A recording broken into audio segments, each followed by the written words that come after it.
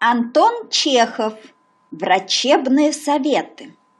От насморка полезен настой из трын травы, пить который следует натощак по субботам. Головокружение может быть прекращено следующим образом.